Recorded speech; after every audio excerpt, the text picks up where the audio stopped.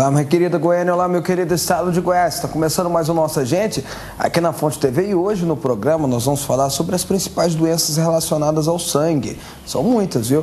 Além das doenças sanguíneas, iremos abordar também sobre aquelas que são transmitidas por meio do contágio do sangue, né? Do sangue contaminado. O sangue que corre em nossas artérias e veias através do sistema circulatório possui extrema importância para o bom funcionamento do organismo. Você já ouviu falar, né, que sangue é vida. Ele circula pelo corpo para levar o oxigênio e nutrientes para todas as partes. Pessoas adultas possuem em média de 4 a 6 litros de sangue.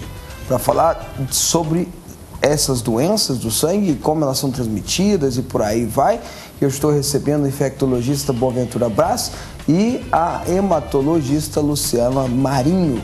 São os meus convidados de hoje. Nossa gente que começa em 1 minuto. As doenças do sangue podem ser mais brandas ou graves. Elas são muitas e às vezes passam desapercebidas por causa dos sintomas discretos. Mas é importante saber que algumas delas podem até matar, como você vai ver nesta reportagem. Aos 23 anos, esta jornalista mora sozinha e, como vive uma rotina bastante puxada, geralmente não encontra tempo para cuidar da alimentação. Comendo mal, seus exames logo denunciaram. Estava desenvolvendo uma anemia, doença que se caracteriza pela dificuldade do sangue em transportar oxigênio e que o senso comum associa ao déficit de ferro no organismo, o que ela acredita ser possível repor com uma mudança nos hábitos alimentares. Inseri no meu cardápio beterraba, feijão, couve, e é o que eu tenho feito. Eu tenho percebido uma melhora, mas assim, como a minha anemia é muito recente, né, tá muito no começo, eu preferi não tomar remédio e tentar reverter apenas com a alimentação. Este hematologista reconhece a importância de uma alimentação equilibrada, mas explica que conforme existem diversos tipos de anemia, nem sempre a suplementação de ferro é recomendável. Por isso que é importante você diferenciar os tipos de anemia para você tratar primeiro a causa da anemia. Porque a anemia é sempre consequência de outra doença. Apesar de comum, o médico esclarece que a anemia pode ser muito perigosa, pois pode estar relacionada a outras doenças próprias do sangue. Cada doença tem uma consequência específica. Normalmente, as anemias, na maioria dos casos, são doenças benignas, que vão trazer muitas vezes um problema na qualidade de vida do paciente. Já as leucemias, linfomas levam ao risco de vida. Então, dependendo do tipo de doença, você vai ter uma consequência. Renato Sampaio também coordena uma pesquisa nacional sobre mielofibrose, um tipo raro de câncer do sangue provocado pelo mau funcionamento da medula óssea e que pode levar à leucemia. O estudo tem por objetivo obter a regularização do medicamento junto à Anvisa, que exige o teste para liberar o comércio do remédio. Eu tomo o medicamento me deu uma resposta positiva logo nas primeiras doses. Estou ótimo. Do jeito que eu estava ruim, fraco, uma anemia danada, uma preguiça. Então eu estou bem, graças a Deus eu estou bem. Mas além das doenças hematológicas, no sangue também é encontrada uma série de doenças infecciosas, que são transmitidas por vírus e geralmente atacam outros órgãos ou tecidos, como as hepatites B e C e a AIDS, conforme explica este infectologista do HDT. Nós temos outras doenças também com potencial de ser transmitidas pelo sangue, mas com a importância menor. Nós temos, por exemplo, o HTLV, que seria um vírus, vamos dizer assim, parente da AIDS. Nós temos doenças clássicas, como a sífilis, como a doença de Chagas, que também tem o potencial de ser transmitidas pelo sangue. Com o avanço da medicina e o uso adequado da medicação, João Alves explica que até mesmo pacientes com doenças infecciosas graves, como a AIDS, têm conseguido levar uma vida quase que da mesma maneira que uma pessoa sadia. O tratamento antiviral, que é fornecido no nosso país gratuitamente, realmente ele foi decisivo na redução no número de óbitos. Tanto que a maioria dos óbitos que nós temos hoje em dia são de pacientes que fazem, infelizmente, um diagnóstico tardio. Bom, para tratar desse assunto, eu estou recebendo aqui o Dr. Boaventura Braz, ele que é infectologista, e a doutora Luciana Marinho, que é hematologista. E eu vou começar já conversando com a doutora Luciana, para que ela pudesse enumerar um pouquinho, porque pela pesquisa que eu fiz, confesso que sou bem leigo no assunto, mas pela pesquisa que eu fiz, existem muitas doenças relacionadas ao sangue, né? A senhora poderia fazer uma enumeração delas para a gente, por favor? Boa noite. Na verdade, assim, a gente tem inúmeras doenças do sangue, né? Nós temos as anemias, nós temos as leucemias, nós temos doenças relacionadas com distúrbios da hemostasia do sangue, né? Dentre essas, uma das mais prevalentes, sem dúvida nenhuma, são as anemias, né? Dos tipos das anemias, que são inúmeros tipos de anemias, a gente tem as anemias carenciais, e das anemias carenciais, a mais frequente é a anemia ferropriva, que está relacionada com a deficiência de ferro. Tá, a senhora falou sobre anemias aí, na nossa reportagem mostrou uma jornalista que ela foi detectada que ela estava com anemia e que ela precisava se tratar. E aí ela resolveu mudar o seu hábito alimentar ao invés de tomar remédio. É importante os dois ou um só funcionaria? Na verdade, os dois são importantes, né? Desde que a anemia que no caso o paciente apresente, né, seja realmente relacionada com a deficiência do ferro. Aí sim, seria. Tá? Seria importante aí no momento assim associar a mudança de alimentação, né? Por exemplo, alimentação rica em ferro, né? O feijão, a carne é muito importante, né? Carne vermelha, enfim, legumes, verduras também. E também no caso, dependendo da intensidade da anemia, você associar a terapêutica medicamentosa. Doutora, a gente tem um senso comum muito errado de que anemia, a pessoa pensa em anêmico, já pensa uma pessoa muito magra. Isso não é verdade. Isso é um senso comum, assim, errôneo. Na verdade, assim, nem sempre o magro, ele realmente tem a anemia, né? A anemia, já que a gente começou a falar da anemia ferropriva, que é uma das mais prevalentes, né? Ela está muito frequente em lactente, na mulher grávida, durante a gravidez, tá? Também está muito frequente na criança, geralmente crianças abaixo de 5 anos de idade, né? Então, assim, você tem várias causas, né? Geralmente em crianças relacionada com uma deficiência alimentar, tá? Algumas vezes parasitoses intestinais. Na mulher, por exemplo, em idade fértil, está muito relacionado também, às vezes, com um hiperfluxo menstrual, um aumento do fluxo menstrual, uma desregulação, né? Enfim, tem várias causas. Tem que fazer a pesquisa, certo? Tem que, na verdade, todas as vezes que você chega ao seu médico, um médico hematologista ou clínico, de onde você for realmente fazer o seu acompanhamento, né? A gente espera que você tenha as orientações corretas e você seja também investigado corretamente para isso. Para você, primeiramente, achar a causa e, posteriormente, tratar. Não vai adiantar só tratar, sendo que você não ache o porquê. Doutor Boaventura, existem também doenças que são transmitidas pelo sangue, né? A mais famosa talvez seja a AIDS, pela importância que ela tem, pela força que ela tem, enfim, mas não é só ela. O senhor poderia também enumerar algumas dessas para a gente? Boa noite, Fábio.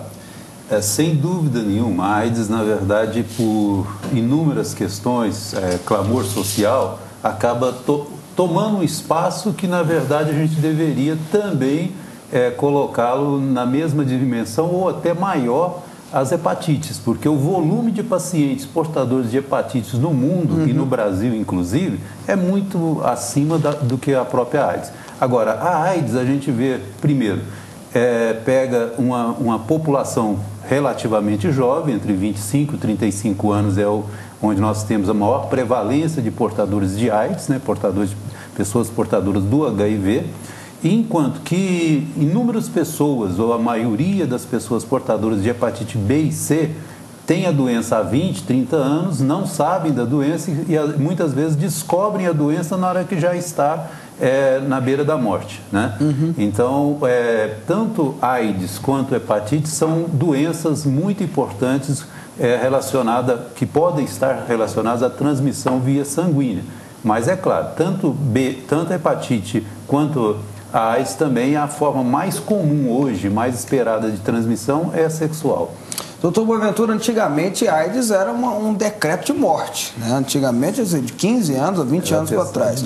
O atestado de morte, exatamente. Hoje já é totalmente controlável. Há avanços na medicina que ajudam a pessoa a ter até uma certa qualidade de vida. Estou enganado ou estou certo que eu estou falando? Completamente correto, né? Hoje nós temos, quem cuida de pacientes com AIDS, tem inúmeros pacientes com 10, 15 anos, 20 anos de acompanhamento e as pessoas levando a sua vida dentro do possível, bem dentro da normalidade. Trabalha, tem vida em família, cuida dos filhos, veem os filhos frequentando a universidade, formando. Então, realmente, hoje, quem se cuida tem um perfil de vida muito próximo da normalidade. Né? Isso, sem dúvida nenhuma, é a nossa realidade. A partir de 1995, 96, construiu-se um esquema terapêutico chamado coquetel, né? E esse coquetel, a partir de então, permitiu essas pessoas a retornarem a um perfil de vida satisfatório dentro da normalidade, né? Doutor, o senhor está falando sobre AIDS, que a maioria das vezes é sexualmente transmissível, e também a hepatite, como o senhor colocou.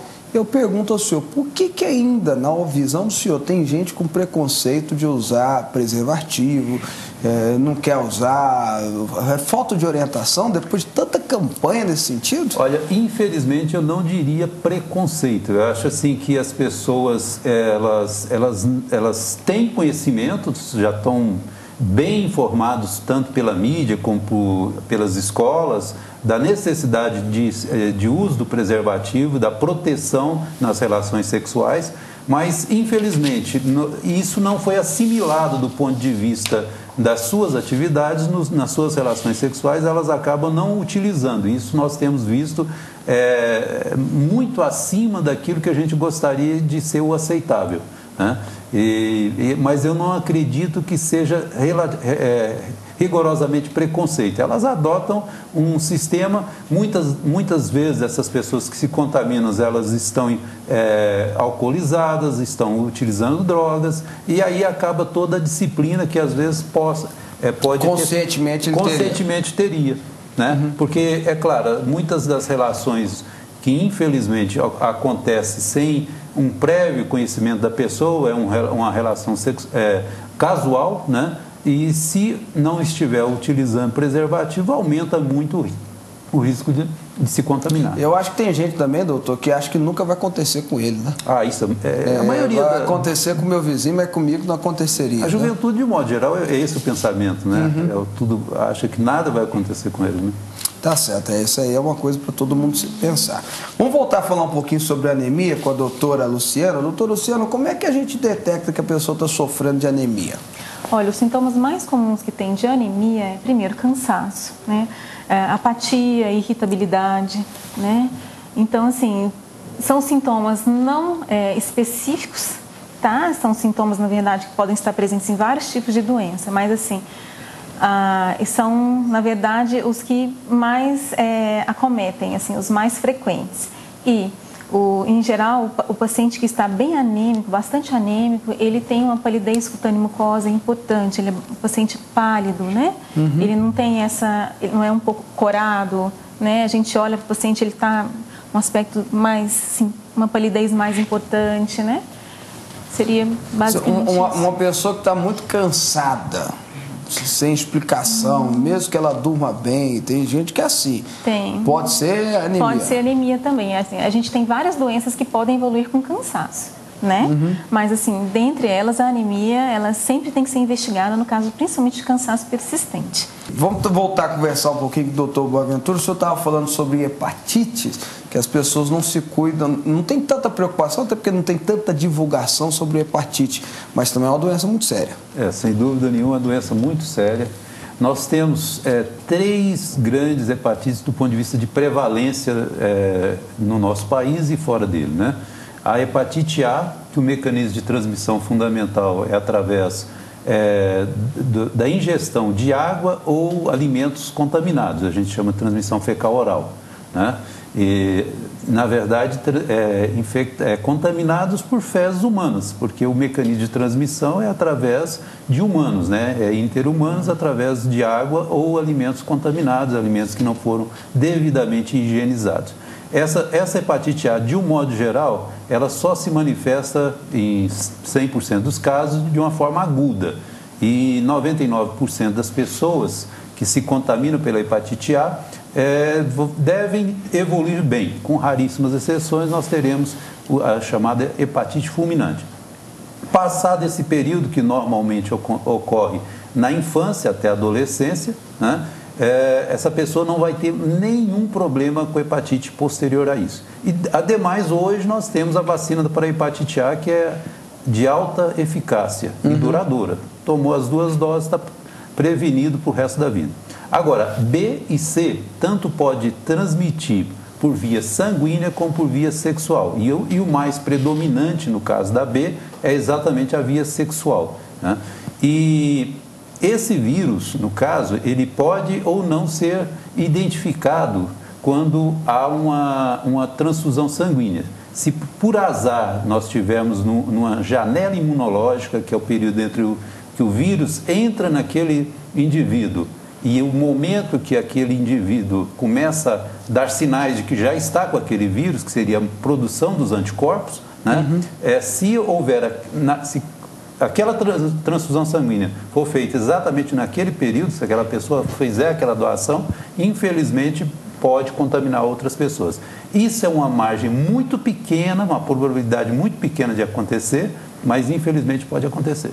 E qual é o tratamento da hepatite, doutor?